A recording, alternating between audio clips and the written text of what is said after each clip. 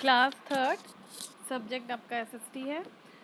इससे last episode में हमने जो पढ़ा था वो था फर्स्ट लेसन अवर यूनिवर्स। उसमें हमने पढ़ा था यूनिवर्स के बारे में हमने जाना था, हमने गैलेक्सी पढ़ा, हमने सोलर सिस्टम पढ़ा, 8 प्लैनेट से मिलकर बना है सोलर सिस्टम, तो हमने वो पढ़ा था।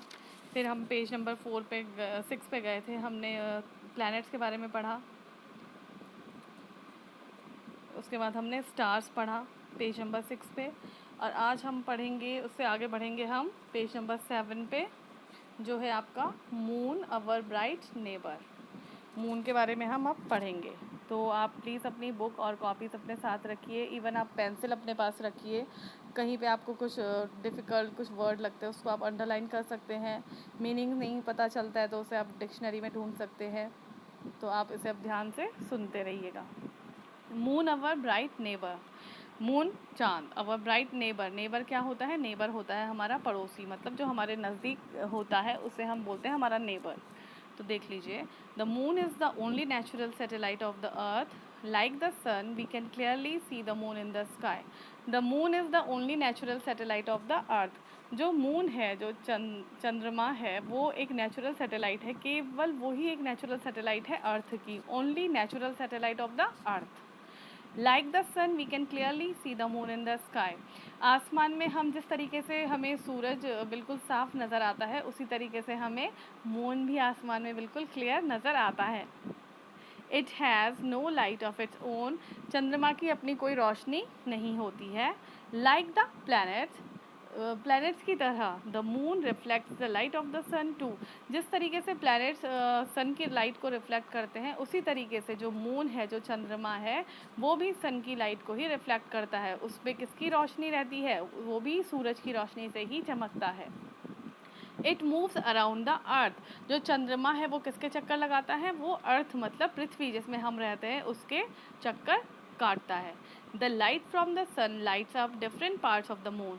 जो सूरज की रोशनी होती है वही चंद्रमा के अलग अलग भाग पे पड़ती है, जिसकी वजह से उसमें हमें रोशनी नज़र आती है। So its shape seems to change. चंद्रमा जिस तरीके से चक्कर काटता है पृथ्वी के, तो उस वजह से उसका जो शेप है वो हर टाइम हमें अलग अलग नज़र आता है, चेंज होता रहता है उसका शेप। तो ये मून अवर ब्राइट नेबर है। जिस तरीके से मैंने आपको पढ़ाया अभी कि मून जो है, चंद्रमा हमारा क्या है? चंद्रमा हमारा बहुत नज़दीक से, मतलब जो हमें दिखता है वो हमारा नेबर है, पड़ोसी है। ठीक है, तो अभी ये वाला आपका यहाँ तक हो गया। अब इसको देख लीजिए आप, जहाँ पे आपको कुछ पिक्चर्स नज़र आ रही होंगी। यूरी गैगरिन है एक साइड आपको दिख रहे हैं, एक साइड आपको नील आर्मस्ट्रॉन्ग दिख रहे हैं, पढ़ रहे होंगे अगर आप। राकेश शर्मा एंड कल्पना चावला। तो थोड़ा थोड़ा हम इनके बारे में जानेंगे, ये कौन है, इन्होंने क्या किया है।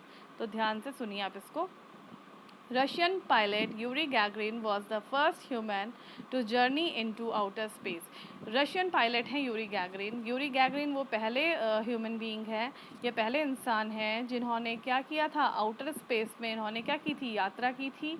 ही circled the earth on April 12। इन्होंने अर्थ को सर्कल किया था, अर्थ को सर्कल किया था, पृथ्वी के चक्कर काटा था अप्रैल 12 अप्रैल 1961 में, इन द स्पेसशिप वॉस्टक 1। तो क्या नाम है उसका? स्पेसशिप वॉस्टक 1। इसको आप अंडरलाइन कर सकते हैं, इम्पॉर्टेंट है ये। नेक्स्ट देखिए, the first man to land on the moon. चंद्रमा में उतरने वाले वो पहले इंसान कौन है? देख लीजिए। First man to land on the moon was the American astronaut Neil Armstrong. Neil Armstrong वो पहले इंसान हैं, वो पहले आदमी हैं जिन्होंने चंद्रमा पे क्या किया था? चंद्रमा पे जो उतरे थे उनका नाम है नील आर्मस्ट्रॉन्ग।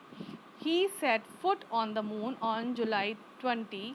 इन्होंने सबसे पहला जो अपना कदम था वो मून में, चंद्रमा में कब रखा था? 20 जुलाई को 1969। साल कौन सा था? 1969। On the space mission Apollo 2। इसको भी आप अंडरलाइन कर सकते हैं कि इन्होंने कब जर्नी की थी, इसको अंडरलाइन कर दीजिए।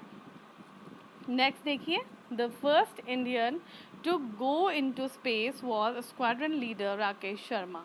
राकेश शर्मा वो पहले इंडियन हैं, भारतीय हैं, जिन्होंने क्या किया था? गो into space was squadron leader. ये स्पेस की यात्रा की थी इन्होंने। ये हैं हमारे स्क्वाड्रन लीडर राकेश शर्मा। आप नीचे पिक्चर देख रहे हैं उनकी। He went into space on April 2। इन्होंने 2 अप्रैल को यहाँ पे कदम रखा था अपना पहला, वो साल था 1984।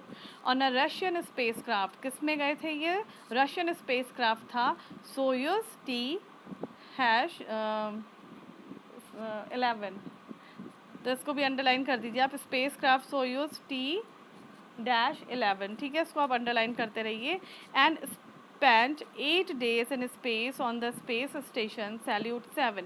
इन्होंने कितने दिन वहाँ पे गुजारे या कितने दिन ये रहे वहाँ पर? ये 8 days रहे हैं वहाँ पर स्पेस स्टेशन सैल्यूट 7। नीचे देख लीजिए Kalpana Chawla. Kalpana Chawla was the first Indian born women and the second person of Indian origin to go to space. Kalpana Chawla वो पहली भारतीय महिला है और सेकंड पर्सन है ऑफ इंडियन ओरिजिन, और हमारी भारतीय मूल की वो दूसरी महिला हैं जो स्पेस पे गई हैं। कल्पना चावला पहली इंडियन बॉर्न वुमेन है और सेकंड पर्सन है इंडियन ओरिजिन की जो स्पेस पे गई थी। Sunita William is another astronaut of Indian origin. Sunita Williams जो थी वो भी एक इंडियन ओरिजिन की एस्ट्रोनॉट रही हैं। तो ये देख लीजिए आप, ये इनको आप बिल्कुल लर्न करिएगा। यूरी गैगरिन इन्होंने क्या किया, नील आर्मस्ट्रॉन्ग इन्होंने क्या किया, राकेश शर्मा इन्होंने क्या किया, कल्पना चावला ये किस चीज़ के लिए फेमस है, आप इनको देखते रहिए। सुनीता विलियम्स, इनको भी आप लर्न करिएगा। जब भी आप ये नाम लर्न करेंगे, ये 5 नेम इम्पॉर्टेंट है आपकी नॉलेज के लिए, ठीक है। तो ये लेसन आपका कंप्लीट हो चुका है। इसको एक बार आप रिवाइज़ ज़रूर करिएगा, एक बार पढ़िएगा, वीडियो समझिएगा। कहीं पे समझ नहीं आ रहे हैं कोई वर्ड मीनिंग तो वो आप अंडरलाइन करिए, उसे ढूंढ सकते हैं आप, वीडियो में देख सकते हैं।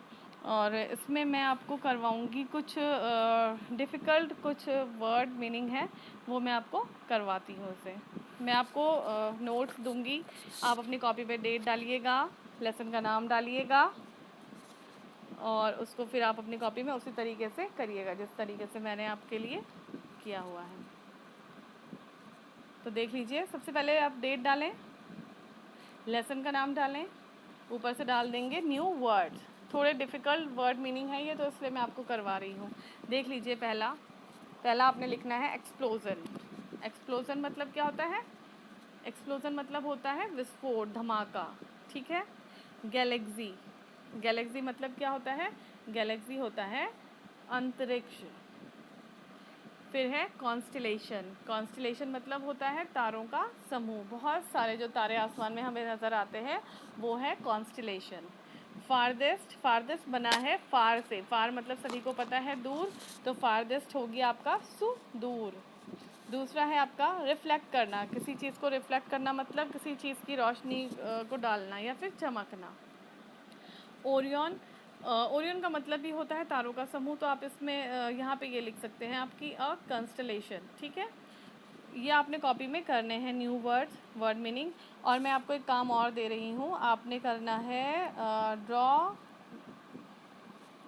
सोलर सिस्टम, ठीक है ना। सोलर सिस्टम आपने बनाना है जो आपके बुक में भी दिया हुआ है पेज नंबर 5 में, ठीक है। तो आपने ये सोलर सिस्टम अच्छे से बनाना है अपनी कॉपी पे, और ये आपने वर्ड मीनिंग भी करना है, तो यही आपका काम है।